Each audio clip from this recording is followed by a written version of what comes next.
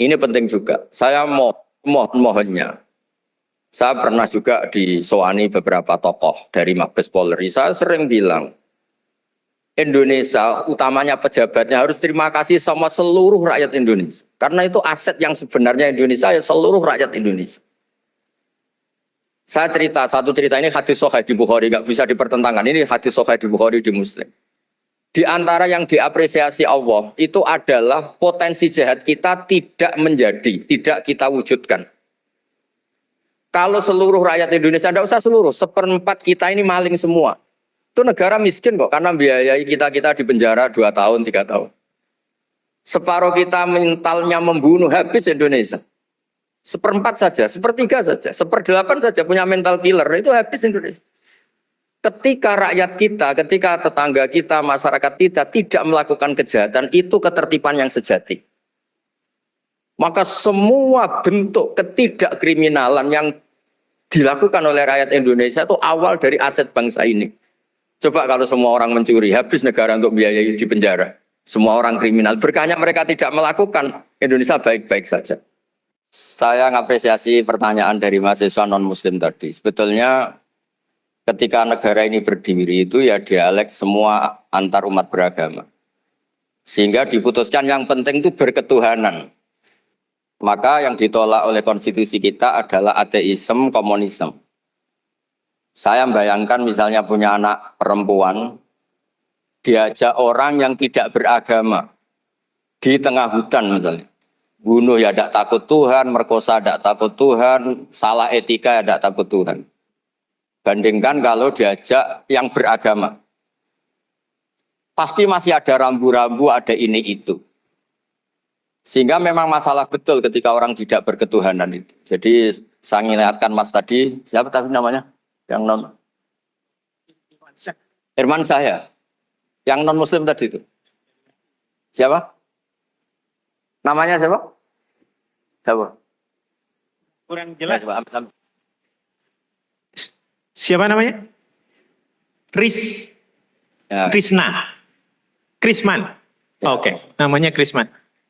Jadi Mas Krisman ya, kalau dibilang nggak pernah ada dialog dulu ketika negara ini berdiri, itu semua tokoh agama bersepakat. Termasuk saat itu ya ada Perindo, selain ada NU ada Perindo. Itu yang ditentang itu adalah ateisme. Karena kalau orang tidak bertuhan itu ngeri. Ngerinya itu ya tadi misalnya kita punya anak perempuan atau punya keluarga, diajak orang yang tidak beragama. Misalnya berzina ya tidak takut dosa, merkosa ya tidak takut, bunuh ya tidak takut karena nggak punya Tuhan. Mungkin takutnya sama polisi ya kalau ketahuan, kalau enggak.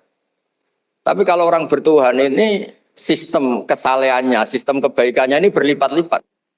Takut hukuman Tuhan, takut sosial, takut ini itulah sehingga kita bersepakat berketuhanan. Lalu kedua ada beberapa kejadian nyata. Di beberapa negara yang pahamnya itu tidak bertuhan, itu bekas kondom atau bekas apa dipakai lagi didaur ulang. Bahkan tinja yang bisa dikelola jadi bahan makanan.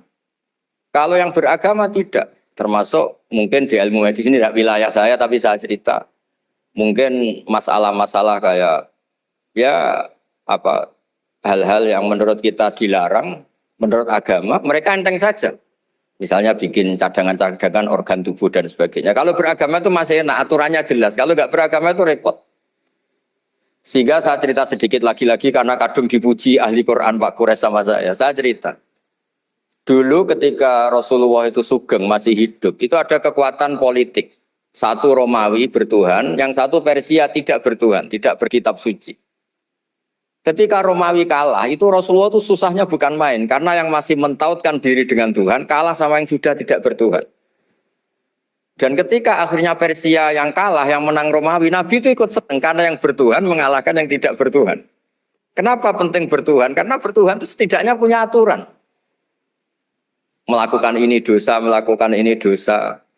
Empati sama fakir miskin itu ibadah. Semua agama pasti sama di tema-tema seperti itu. Sehingga berketuhanan ini penting sekali kata Pak Kores tadi. Berketuhanan itu luar biasa. Terus kedua, ini penting juga. Saya mohonnya.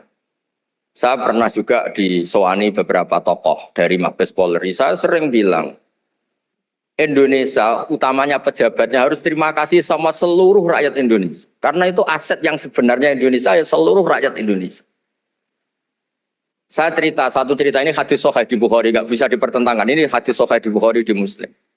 Di antara yang diapresiasi Allah itu adalah potensi jahat kita tidak menjadi, tidak kita wujudkan. Kalau seluruh rakyat Indonesia, tidak usah seluruh, seperempat kita ini maling semua. Itu negara miskin kok, karena biayai kita di penjara 2 tahun, 3 tahun. Separuh kita mentalnya membunuh, habis Indonesia. Seperempat saja, sepertiga saja, 1/8 saja punya mental killer, itu habis Indonesia. Ketika rakyat kita, ketika tetangga kita, masyarakat kita tidak melakukan kejahatan, itu ketertiban yang sejati. Maka semua bentuk ketidakkriminalan yang dilakukan oleh rakyat Indonesia itu awal dari aset bangsa ini. Coba kalau semua orang mencuri, habis negara untuk biayai di penjara. Semua orang kriminal, berkahnya mereka tidak melakukan, Indonesia baik-baik saja. Sebab itu ketika ada sekian kebaikan, Nabi terakhir ngendikan apa? Takufu syarroka anin nas fa innaha shadaqatun minka ala nafsik. Potensi jahat kamu jangan kamu lakukan, itu sudah menolong peradaban. Para gadis tetap gadis karena nggak diperkosa. Orang yang punya kambing satu tetap punya kambing satu karena nggak dicuri.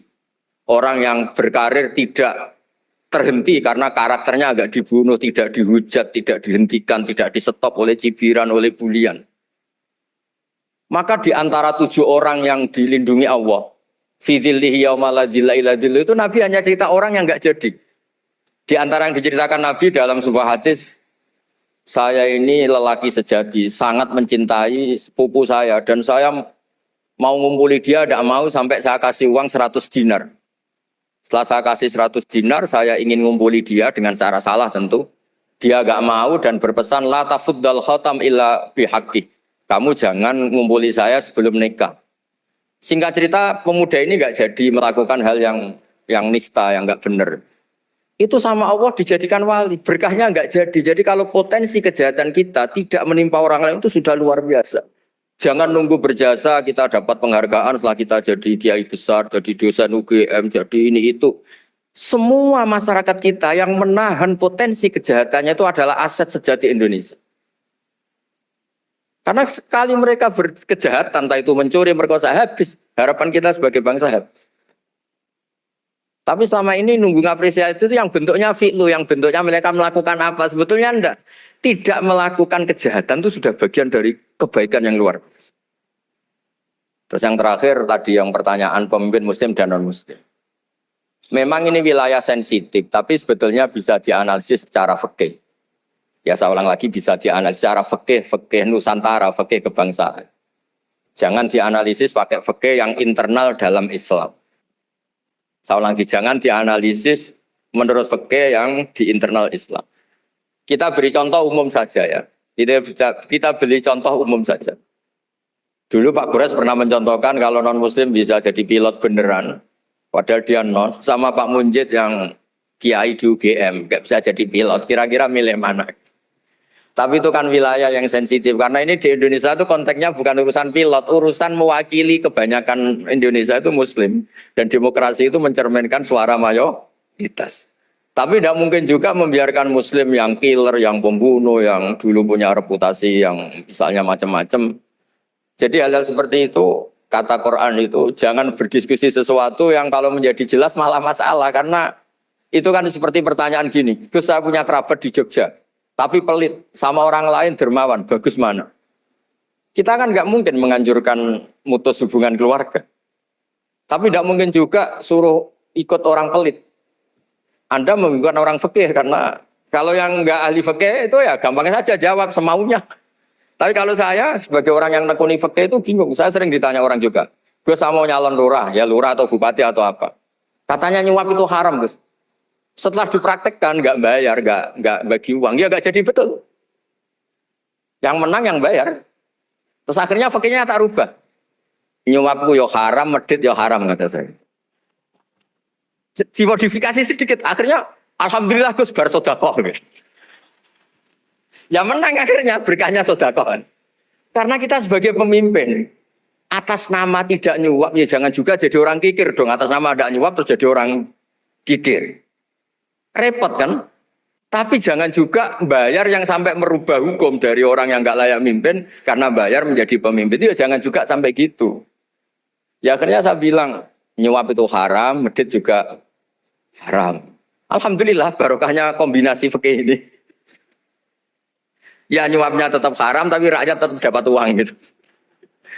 Tapi nanti ketika Anda tidak layak jadi pemimpin itu juga haram karena menjabat sesuatu yang nggak wilayah Anda. Jadi seni-seni ngelola muslim, non-muslim dan itu tidak bisa dipukul rata. Karena itu wilayah-wilayah yang sensitif, yang butuh detail, yang butuh satu peristiwa spesifik. Saya pernah ditanya, Gus saya ini hidup di Amerika, kalau milih presiden kan sama-sama non-muslim, milih yang siapa? Ya jawab yang akhafu dororon, misalnya ada presiden Amerika yang sangat demokratis misalnya. Dia membiarkan Islam berkembang. Sama jenis non-muslim yang Islamfobia, tentu milih yang demokratis. Ada yang dosanya itu membunuh, yang satu dosanya korupsi. Ya milih ya korupsi, karena membunuh itu lebih ekstrim dibanding korupsi misalnya. Itu ada di aturan fikih. Jika sama-sama pasti salah, milih yang akhafud dororen, yang madorotnya ada begitu apa? Besar. Coba kalau kita punya pemimpin yang hobinya itu bunuh. Sama yang hobinya rakus harta misalnya. Itu di fikih jelas dijelaskan, milih yang rakus harta kalau bandingannya itu, karena pembunuhan itu lebih berat secara ukuran dosa. Tapi apapun itu ini bukan pembenaran pada kesalahan, bukan. Tapi memang ada aturannya. Apa kalau ada dua dororani, dua bahaya, urtukiba khafuma, kalau ada dua hal yang bahaya, dipilih yang paling apa?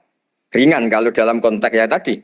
Kalau kita membiarkan pemimpin yang nggak benar, dipimpin orang nggak benar. Tapi kalau memaksakan chaos misalnya, ya milih yang nggak chaos. Itu kan ada aturannya di fikih karena Nabi menghindari al-harad. Al-harad itu chaos pembunuhan massal itu nggak boleh. Dan mayu adila dalik juga nggak boleh. Yang bisa potensi begitu juga nggak boleh. Jadi saya mohon di antara aturannya Quran itu latas alu anasya intu bedalakum tasukum. Kamu jangan diskusi sesuatu yang kalau diperjelas malah kamu yang malu. Saya biasanya mencontohkan hal-hal yang ringan kayak suami istri. Misalnya Anda tanya sama Pak Munjid, istrinya tanya, Mas apa betul saya ini cinta pertama Anda? Bukan alternatif terakhir. Wah itu rata-rata orang nikah itu kan korban alternatif terakhir. Itu kalau ditanya sama-sama konangan itu aslinya itu. Ceweknya juga sama. Apa betul Pak Minjit itu cinta pertama pilihan terakhir? Oh saya sering mau nikah ini orang yang saya cintai. Tapi takdirnya ini. Gitu. Itu kan orang dibilang takdir itu kan ya tersinggung. Jadi banyak hal yang kalau didiskusikan itu masalah-masalah. Latas alu an asya intu bedalakum tasukum. Kamu jangan tanya atau diskusi sesuatu yang kalau diperjelas itu malah masalah. Jadi itu etika, ya. Etika dalam diskusi juga jangan memicu lagi. Saya kira demikian nanti ditambahi oleh Abi Profesor Kures. Monggo.